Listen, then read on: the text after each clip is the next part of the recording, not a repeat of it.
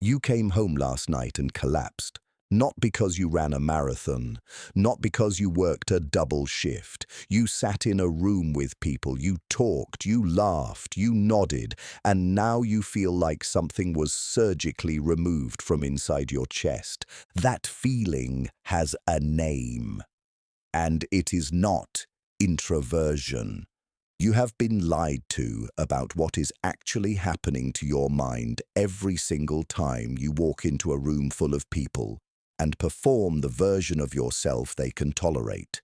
This is not about being shy. This is not about needing to recharge your social battery.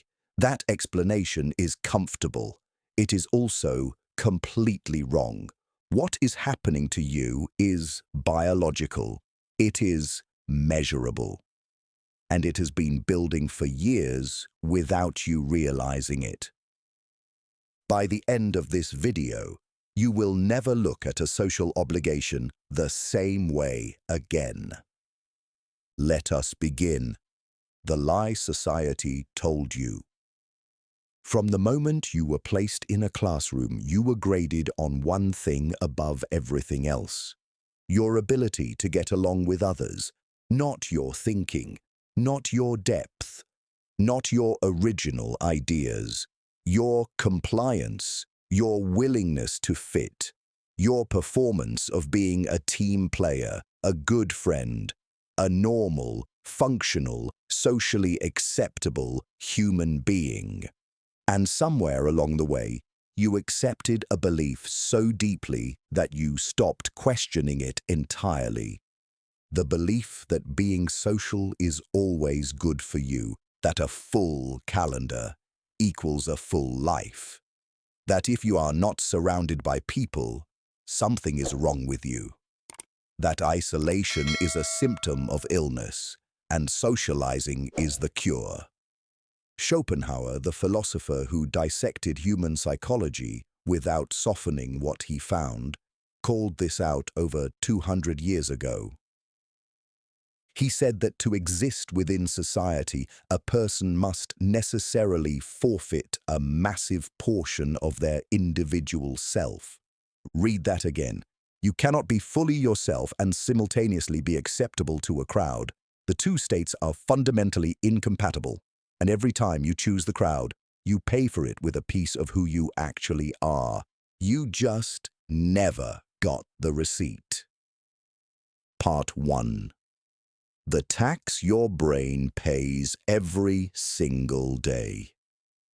Here is what actually happens the moment you walk into a social environment. Your brain splits in two. One part of you is thinking. The other part is watching everything you think, filtering it, editing it, softening it, before it reaches your face, your mouth, your body language, so that what people receive is not you. It is the version of you they can handle without feeling uncomfortable. Psychologists call this self-monitoring. I call it the most exhausting thing a human being can do. And you are doing it every single day without recognizing it as labor. Think about the last time someone said something wrong in a group setting. Not just wrong. Confidently, loudly, embarrassingly wrong. You felt it immediately. Your mind had the correction ready before they finished their sentence. And then what happened? You calculated. You thought about the friction, the defensive response, the way the rest of the table would shift uncomfortably, the way you would suddenly become the difficult one, the intense one, the one who cannot just relax and have a nice time. So you swallowed it. You nodded. You smiled. You produced a sound that communicated agreement when every cell in your body was registering the opposite. That single act of suppression costs you more cognitive energy than most people spend in an hour of focused work. Now multiply that by every dinner, every meeting, every family gathering, every group chat, every office lunch where you performed a version of yourself designed for the room rather than true to you. You are not tired because you socialized. You are exhausted because you spent the entire time working a job nobody hired you for and nobody paid you to do.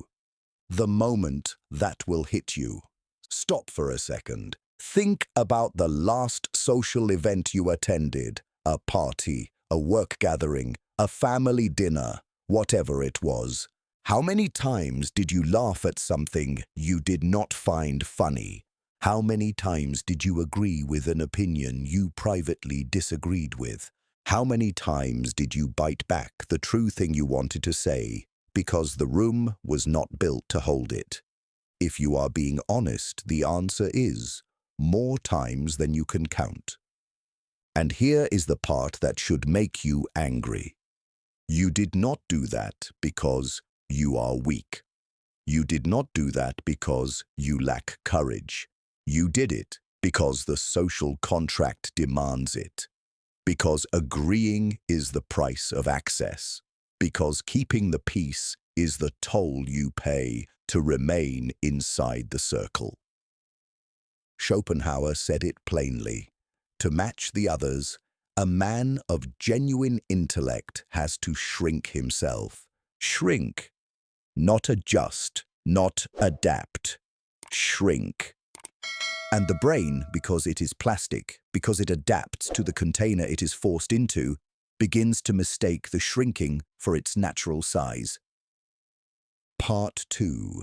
The disease nobody warns you about. Here is the part that most people never hear, and once you hear it, you will start seeing it everywhere. Mediocrity is contagious, not as a metaphor, as a documented psychological mechanism. When you enter a group, your mirror neurons, the biological hardware responsible for empathy and social synchronization, begin to attune you to the emotional frequency of the people around you, which sounds harmless until you understand what that actually means. A group of people does not operate at the level of its most intelligent member. It operates at the level of its most emotionally dominant one. And emotional dominance in most social circles belongs to whoever is most anxious, most reactive, most invested in keeping things familiar and unthreatening. You walk in sharp. You walk out blunted. You walk in with a clear sense of what you are building. You walk out wondering whether the whole thing is realistic, whether you are getting ahead of yourself, whether you need to be more grounded. You absorbed that doubt. It was not yours. Someone else manufactured it, and your nervous system installed it without asking your permission. I know someone who had a plan, a real one, 3 years of work, genuine preparation, every detail thought through. They made the mistake of sharing it at a dinner table with people who had stopped building anything years ago. Nobody told them it was a bad idea, not directly. There were just questions. Isn't that risky? Do you really have the time for something like that? I just want you to be realistic. Within 2 weeks, the plan was on hold. The crowd did not attack it. It simply surrounded it until it could not breathe. That is the contagion. It does not arrive as an argument. It arrives as an atmosphere. And if you spend enough time inside that atmosphere, you begin to breathe it as if it were air. The thing nobody talks about. Here is a question most people are too afraid to ask honestly.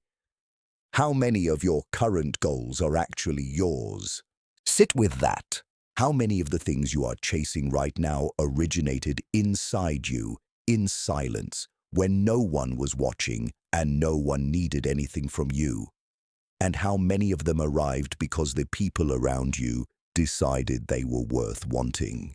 The career that signals the right kind of success. The lifestyle that fits the image your circle has constructed. The opinions you express because they are the ones that keep you safely inside the group. When you socialize constantly, You stop generating your own desires. You start importing them. You become an averaging of the 5 people you spend the most time with, not because of some motivational poster principle, but because your brain, constantly surrounded by their priorities, gradually adopts their priorities as its own. You trade your specific, irreplaceable trajectory for the comfort of moving in a direction everyone around you recognizes, and you call it knowing what you want. Part 3. What your body is actually doing. Now let us get clinical, because this is not philosophy.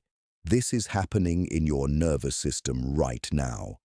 The moment you enter a complex social environment, your amygdala activates. That is your brain's threat detection system, and it does not care that this is a dinner party with people you have known for years. Other human beings are the most unpredictable variables your nervous system has ever encountered, and it treats them accordingly.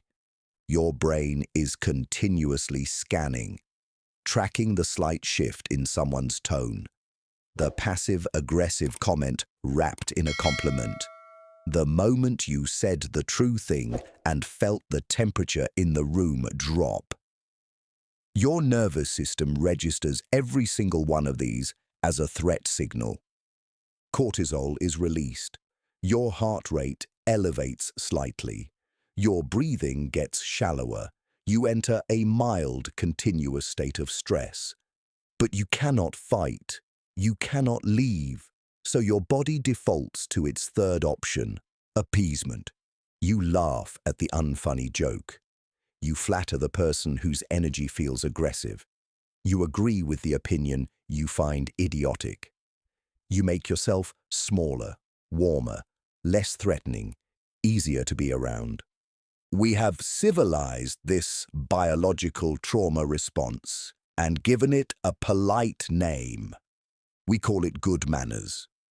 Research is unambiguous on this. Forced social interaction depletes the prefrontal cortex, the region of your brain responsible for complex thinking, emotional regulation, and sustained focus. After a weekend of heavy socializing, your brain does not just feel tired. Its capacity for high-level functioning is measurably reduced. You are burning the fuel meant for building something real just to keep other people comfortable in your presence. And then you wonder why Monday feels impossible. The hardest thing to hear. Here is the part most people turn off the video before reaching. The loneliness you are trying to escape by being around people. You are making it worse. Schopenhauer wrote that loneliness is not the absence of people. It is the absence of understanding. Think about what that means. You can be in a room with 20 people who like you and feel more profoundly alone than you have ever felt in actual solitude. Because the people in that room do not like you. They like the performance. They are attached to the mask. They have never met the person beneath it. And the longer you maintain the performance, the more isolated the real version of you becomes. Not in physical terms, in the only terms that actually matter. The experience of being genuinely known. Think right now about your closest circle. If tomorrow you said every true thing you have been suppressing in their presence, every authentic opinion, every real desire, every genuine reaction you have been converting to something more palatable before it reached your mouth, how many of them would still be there next week? If the honest answer is very few, you do not have companions. You have an audience, and you have been performing for them at the cost of your own mind. None of this means you become a hermit. That is the reaction of someone who heard the diagnosis and panicked. Schopenhauer was not advocating for isolation as an end in itself. He was advocating for sovereignty. The strategic, deliberate, unapologetic curation of where your mind spends its energy. The Machiavellian application of this is precise. Your presence is a resource. Treat it like one. When you are always available, you are treated like a public utility. Reliable, taken for granted, expected.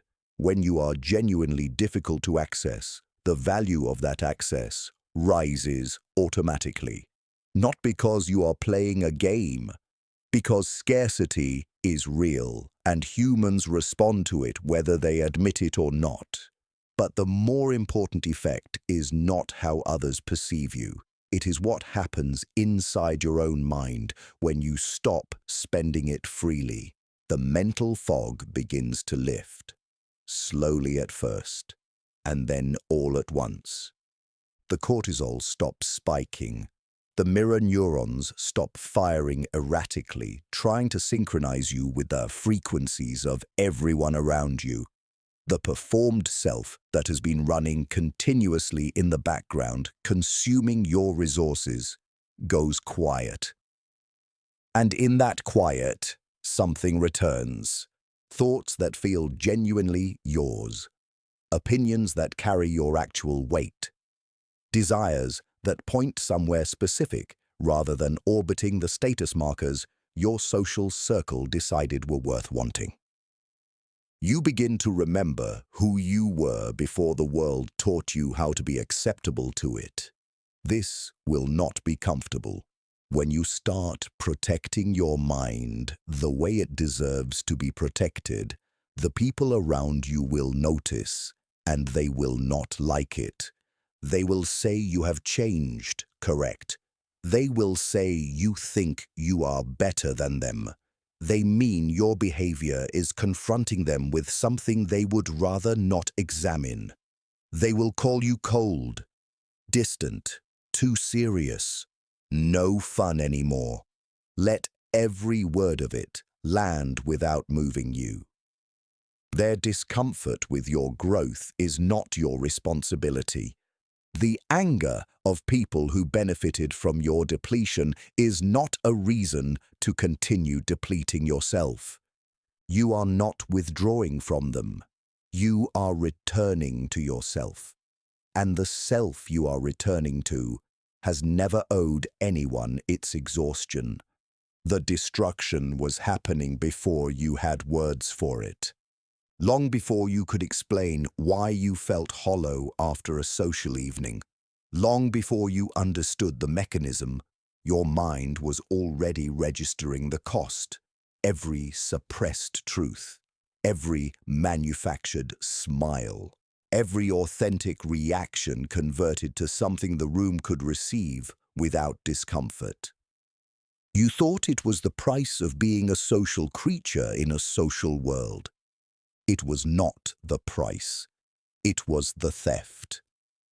Slow, quiet, dressed in the language of connection and belonging and not taking yourself too seriously. And now you have seen it for what it actually is. The question is not whether to change.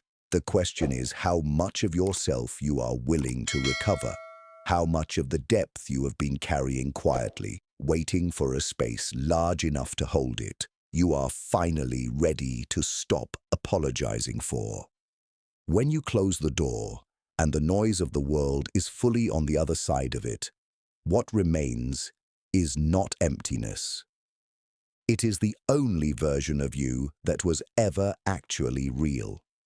The question is whether you are ready to stop abandoning that person every time someone invites you to a gathering you do not want to attend. Drop in the comments right now. I choose my own mind. Let me see how many people are done spending themselves in rooms that cannot hold them, and do not stop here. The next video exposes the specific daily habits that are quietly finishing the job that over-socialization started, what they are doing to your ability to think, to focus, to want things for yourself, and what Schopenhauer said about the man who finally reclaims his mind from the noise. It is more important than you think. See you there.